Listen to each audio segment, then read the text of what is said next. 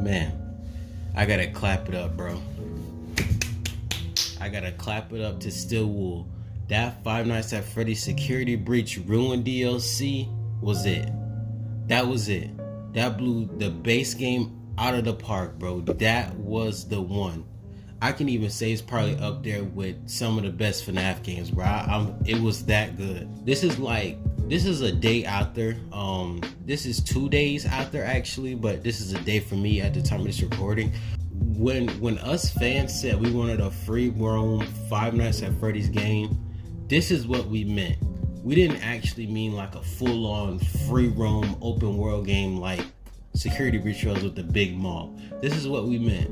We meant like linear free exploration, like not sitting in a room, like actually walking around. This is what we meant by a free roam Five Nights at Freddy's game. Like this is the one. And I gotta say, like, this is a major step up. It feels like a completely new game. Like the physics, the animations, like this, like there was like no bugs. Like at least in my experience, I didn't witness any bug. And it's really weird because they didn't update the base game with like the brand new physics and like if you go play the base game and you play Ruin, they're pretty much still two completely different games. It's like this should have been a whole new game on its own. I love the main character Cassie. I love the quote-unquote plot twist. It wasn't really a plot twist. I'm gonna get more into that, but I love Cassie. I love the plot twist. I just love the direction this game took, man. And it's actually scary too. Like they didn't waste no time getting into the jump scare. Like they tell you right off the bat, this is scary. This is not the lighthearted Security Breach. This is a whole new experience. This is the game y'all wanted. This is the game you're gonna get. I like how the whole I like how the bits of the pizza plex is all in ruin. Everything it was just perfect. Like it was just down to the T. Of course there was just some things that were just for design. You're not really supposed to look hard into it, like all the graffiti everywhere, like deep into the pizza plex. It's just like how did regular people get down there and like survive, you know, all the other animatronics. But it's like with all of that aside, like it's just amazing. Like just seeing it like that, it's just good. They didn't overdo it, they didn't underdo it. It was perfect, perfectly dark. Like I said, this should have been the game from the jump. I promise you, this should have just been the game. Like it should have been a whole brand new game just to get Security Breach, the base game, like just separate that. Like I feel like newcomers are gonna play Security Breach and then play this, and it's like, is this the same game, the same file, you know? The animatronics, Chica, Montgomery, and Roxanne. I feel like, how should I say it?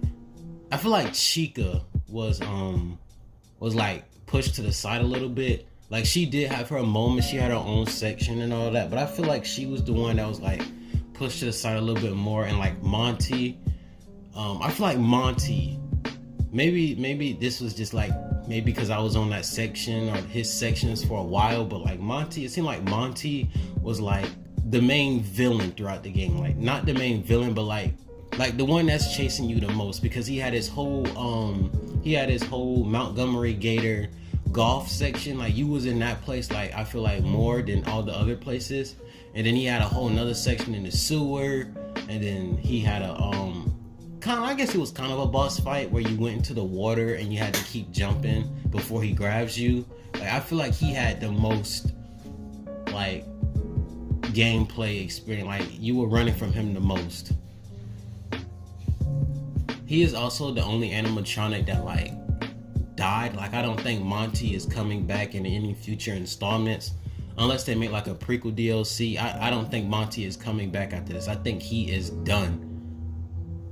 They even somewhat explained his backstory too. They explained that him and Bonnie are actually friends and not enemies, so that was a good thing. Yeah, I feel like they lean really heavy into Monty too. I feel like they try to make him a likable character. They try to make you feel bad for him the most. Like I said, Chica was pushed to the side. Her design was cool, but she had like that one little section, and that was pretty much it. she was like the main animatronic that would come get you, like if the Mexis or Glitch Trap, it's not really confirmed whether they are the same. I'm just gonna call him Glitch Trap for now. He was like, Glitch Trap didn't actually kill you, he actually sent animatronics to kill you, and Chica was like his animatronic. Chica was his go-to animatronic. So like, if you were to get caught by him, you would most likely get jump scared by Chica. So that was like really her only thing with Chica for real, other than her little section in the bakery. Roxanne, I guess she's like the good guy now, taking Freddy's spots for Cassie. Like I said, she had her own section. She had like one main section, but she's really like the most fleshed out character in this, even though she had like, I wouldn't say she was like in the game the least, but she had more of an impact to the character, if you know what I'm saying. Like, I'm not saying like it was bad. Like, when she was there, like, it was good. Now, like I said, the Mexis or Glitch Trap, it seemed like he was the good guy and the bad guy. If the Mexis is Glitch Trap, I don't really know, but like, he was the good guy and the bad guy. So spoiler warning, if you didn't know, he's pretty much trying to stop us from deactivating all the security nodes. So like, he's like an anti-hero, because like I said, spoiler alert, the main villain is the Mimic, and he's mimicking Gregory, and he's trying to get us to shut down all the security nodes so he can be free. But then as we're doing that, there's the Mexis trying to stop us. So plot twist, we're not supposed to know. We think the Mexis is the bad guy because he's trying to kill us, from trying to stop us from deactivating the security nodes. So that is like a whole thing that I hope, game theory explains, because I'm really confused whether the Mexis is Glitch Trap, or if not, is the Mimic Glitch Trap. I don't know. It's kind of weird. All of that, the things I don't like. Let's get into what I don't like. I feel like this didn't really answer much. Like it answered that yes, the Mimic is the main villain from the books. That's like really the only thing it answered, and it kind of answered that Gregory is kind of a bad guy, kind of not. Like, the real Gregory is kind of a good guy, kind of a bad guy. I don't know. However you want to see it. It's like one of those things where you decide whether you think he did the right thing or he didn't. I feel like he betrayed us. Like, I feel like he's not a good person. But anyway, like I said, it didn't really answer much of the questions that we had from Security Breach. It actually, like, it seemed like it tried to retcon some stuff, Like, I'm a strong believer that the acting ending in the base game, I feel like that was the canon ending. Like, I'm not throwing away the whole Mimic, because the books were also being written at the same time as Security Breach. So I feel like the Mimic was always the plan.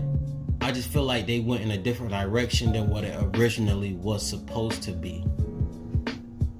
Because in the books, it seemed like the Mimic is slowly becoming what Burn Trap is in Security Breach ending. In the books, he's slowly becoming that form. But in Ruin, like, this is way past the books, way past Security Breach. He's not Burn Trap anymore. So I feel like that was retcon. And it seems like Princess Quest is the true ending now.